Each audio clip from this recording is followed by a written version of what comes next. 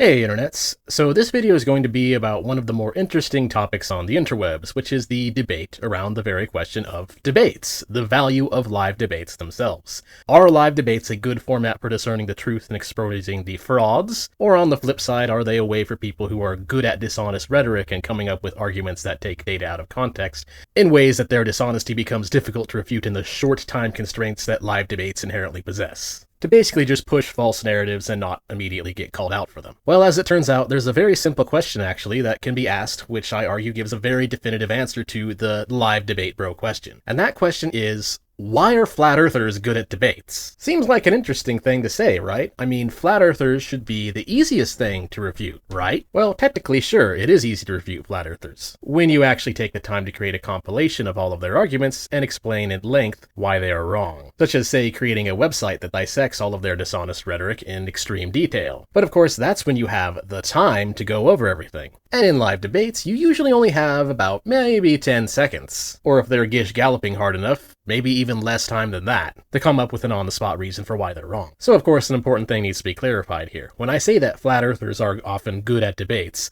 I don't mean they are correct or that they are proving anything, because they always get refuted after the fact. The Earth is most certainly not flat. And what I mean is that it's very common for flat earthers to walk away from a live debate looking like many of their points have not been completely refuted, which can give viewers of a live debate around flat earth the impression that the flat earther was actually correct. Now, flat earthers are of course not correct, so you might be wondering, how exactly could something so ridiculous happen? How could flat earthers be good at debates? I mean, we're talking about flat earthers here. If you've never done a debate in your life, but you want to give it a try and perhaps dip your feet in the water by playing the live debate game on easy mode, you might think, ah yes, debating a flat earther. That will be easy, right? Well, no. In fact, if a random person decides to do a live debate with a seasoned flat earther especially, chances are pretty good that they will end up in at least a few situations where they look quite silly due to not having an immediate answer to the types of questions a flat earther might bring up. And the simplest way to show this is just go over a few debate bro myths that people who think live debates are good for discerning truth tend to propagate, and how a flat earther can take advantage of these myths to make it look like they're correct. The first of these misconceptions is that live debates force you to honestly engage with arguments. The reality is that it's ultimately up to the audience, or in the case of something like a Substack or academic research paper or whatever, it's up to the reader to decide whether or not someone is honestly engaging with an argument or just strawmanning away. The only difference in a live debate is that people are engaging instantly with whatever they happen to come up with, instead of both participants taking however much time they need to research their opponent's claims thoroughly and provide an answer that best fits. There is this need to provide an answer on the spot, and that's a big problem because it's also a fallacy. The on-the-spot fallacy occurs when debaters are expected to be able to instantly cite specific research that supports a claim or counters a claim within seconds of being introduced to the argument. And if they can't, then the audience will often consider them wrong for their inability to do so. But that's really silly. No one has omniscient knowledge of everything, and this creates a problem in live debate, which is that it incentivizes someone who is simply trying to have the optics of winning to prepare these ridiculous arguments that dishonestly take data out of context in ways that can only be refuted if you have very specific knowledge of what they are talking about. Take this common flat earther argument for example. In the Earth's atmosphere, the thermosphere layer gets very, very hot, over 2000 degrees Celsius hot, and this creates a problem because any spaceship that attempts to leave the Earth must somehow be able to deal with the fact that the melting point of steel is about 1400 degrees Celsius. The flat earther will then claim that nothing man-made could possibly leave the Earth's atmosphere without melting. Therefore, NASA and all others who make similar claims about making it into outer space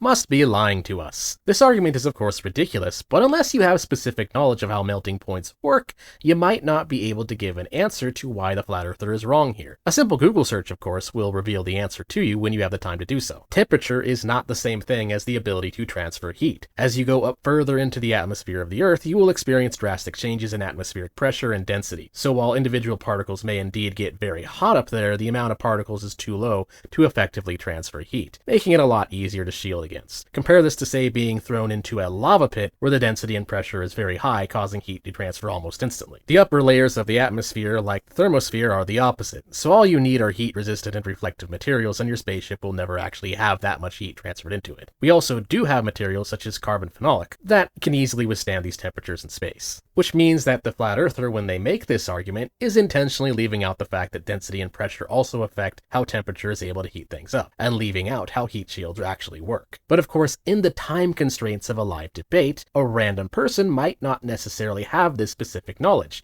You might not know this unless you've studied physics and thermodynamics at least a basic college level. In fact, there's a good chance that someone with a PhD in an unrelated field might not even remember this or know this offhand. And the lack of having an immediate response to engage with means the flat earther now gets away with their dishonesty. This happens because the main difference between live debates and essay responses or forum debates isn't honest engagement, but rather it's time. Time is your currency in live debates, not honesty. In fact, the on-the-spot fallacy even encourages dishonesty. When you actually do have a time in a non-live debate format, such as within a week or two, dishonestly taking facts out of context is very easily exposed. But in live debates, people often get away with it. And thus, these kinds of arguments like the example I gave are incentivized. And one thing a particularly bad faith debater can do to take advantage of this is to demand their opponent immediately cite scholarship and academic research for every single claim they make until they either don't have a source on the spot or they have a source that is questionable. For instance, the flat earther might keep screaming for sources, and then the instant you cite something from NASA, they will laugh and say, "Ha ha, you think NASA isn't lying because NASA says so. Ha ha ha." Smug flatoid laughter intensifies. It's all, of course, very silly, but it's unfortunately the on-the-spot nature of live debates that allows this kind of rhetoric to get a pass. The next myth is that live debates show who is smarter and more knowledgeable of a topic. Ignoring the fact that even if both people are debating fairly and in good faith, it really just shows who has better memory, this is still a pretty big misconception. It's not that a person who's good at debating a topic understands the topic better, rather they understand how to debate the topic better. Flat earthers generally don't understand physics and geometry better than a random person who at least has a somewhat decent education. But even then, the flat earther might appear more knowledgeable during the debate because one thing flat earthers who debate flat earth do know very well is how to debate the topic of flat earth. In other words, knowledge of topic X is not the same thing as knowledge of how to debate topic X. Being a good debater is more about knowledge of how to take advantage of the time constraints. In other words, having these snappy, easy things to say that either take too long to refute or are so obscure that the average person probably won't know about it. This is probably the most important lesson flat earthers can teach us about the live debate format. There are a lot of techniques that a person who isn't very knowledgeable can use to make themselves look like they know more and actually know what they're talking about, but only in the time constraints of the live debate. Being good at debating a subject just means that a person knows how to take advantage of the inherent time constraints to make these snappy arguments. A common one of these tactics is to stay on the offensive and keep asking questions until their opponent doesn't have an answer. This is the Socratic version of the Gish Gallop, a technique regularly employed by Sam Cedar, who, while not a flat earther, is an excellent example of this type of galloper. The technique works by asking a question about their opponent's position, and then once they get an answer, they immediately ask another question related to the answer given, repeat until an unknown variable is reached, and then use the gap in knowledge to claim victory by accusing their opponents of not truly understanding what they're talking about. Now, flat earthers can do this by taking advantage of a very common variable in their opponents. The vast majority of time, flat earthers are not debating someone who works for NASA. This means that flat earthers, in an attempt to discredit NASA, can continuously ask questions about NASA's methodology and the way they do things until an unknown is reached, at which point they will claim victory because of course the person won't know it because they don't work for NASA.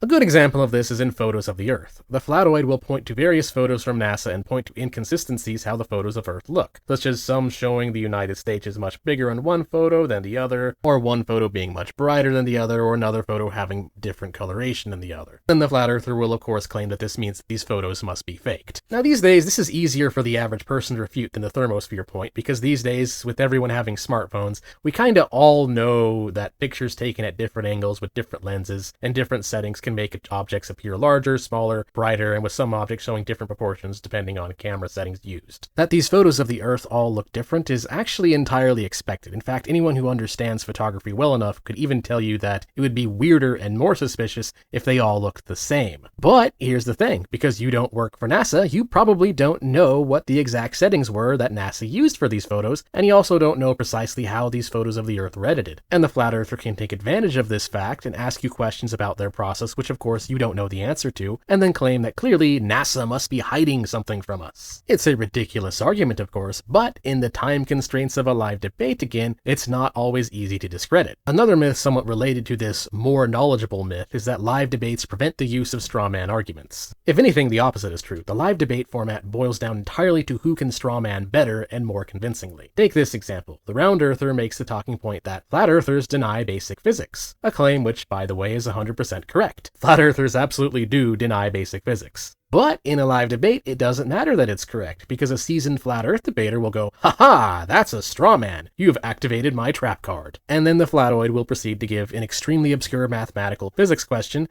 that even a person with a master's degree in a field related to said question would need at least 10 minutes to properly explain, in a way at least that the average person and average viewer could fully understand. For example, the flat earther may give the centrifugal force calculation argument, claiming that the gravitational acceleration of the Earth would be different than what it is observed to be if the Earth was spinning. This argument is wrong, of course, because the observation of 9.8 ms squared already accounts for this, and thus would be different if the Earth was not rotating, and the flat earther has therefore just made an extremely convoluted mathematical circular argument, where the flatoid is assuming that the Earth does not spin to prove that the math which accounts for its spinning must be wrong. But to actually provide a more in-depth and solid explanation for why this math is wrong, and specifically why it's a circular argument, would take a lot of time, assuming you even know how. In most cases, the round earther just won't have an answer on the spot, which means the flat earther can now flip things around and say, "See, it's you round earthers who are not understanding basic physics," which is itself the actual straw man argument. But because it wasn't refuted on the spot, within the time constraints, their rhetoric can give the appearance of being correct. So live debates don't prevent straw man arguments at all, rather quite the opposite. The live format just makes it so that the person who's prepared more BS can straw man to their heart's content, while painting their opponent's correct arguments as if they are straw mans when they are not. The next myth, which is more of a tactic than a myth, is for the debate bro to shout, "X person won't debate with me because they know that they are wrong." Now again, when you understand that being good at debating X is not necessarily the same thing as having knowledge of X, this myth kind of automatically falls apart. But it's important to highlight this grift because it's really, really common. This is employed by flat earthers a lot because they will claim that because a specific scientist who works for SpaceX or NASA or whatever won't debate them, then that person is running away because they can't defend their position. And then because this prominent scientist won't debate the flat earther, it's then not extremely uncommon for a flat earther to brag about this in the middle of a debate with someone else, asking why these top scientists won't defend their work. The answer, of course, is because it's a waste of time. There's a very good reason that debate your findings live with a member of the Flat Earth Society is not a part of the scientific method when developing a new type of rocket. Very, very good reason for why that's not the case. What we have instead for that is peer review and live testing. If a rocket doesn't work right, it will explode. No flatoid input necessary. And it's also because we know that if you really want to check if something is true or not honestly, that's a process that, again, takes time. There are many scientific theories in the past, such as, say, miasma theory, for example, that were widely believed for years before we figured out why it wasn't true. Truth does not have a time limit, and genocide deniers like to pull this grift a lot too. History can be taken out of context even more so than physics, due to the thousands of historical scholars that disagree with each other on various minute details. Add this to the fact that genocide deniers tend to be horrifyingly dishonest, and the live debate format becomes by far the absolute stupidest way to discuss whether or not such crimes occurred. This is made more obvious by the fact that historical scholars themselves, the ones seriously interested in the truth of the matter anyways, generally prefer to take their debates to back and forth essays instead, while citing various research papers and actually taking time to check their sources and check their facts. Because when it comes to history, there's a lot of dredge work involved. There are hundreds of thousands of documents and records relating to various historical events, to the point where even if you had perfect memory and have been alive for 1,000 years, you would not know them all. Genocide deniers know this, which is why they will always pull the "debate me bro" card once they're backed into a corner, because it is very easy for a dishonest person to take data out of context from the stack and then utilize the on-the-spot fallacy to claim victory. It's nothing more than a big fat optics grift so that they can pretend like they haven't already lost. And now, the last myth I want to go over is that live debates expose bad faith. This is a particularly important myth to go over because it's half true. Live debates do expose bad faith. The problem is that they don't expose bad faith during the debate itself.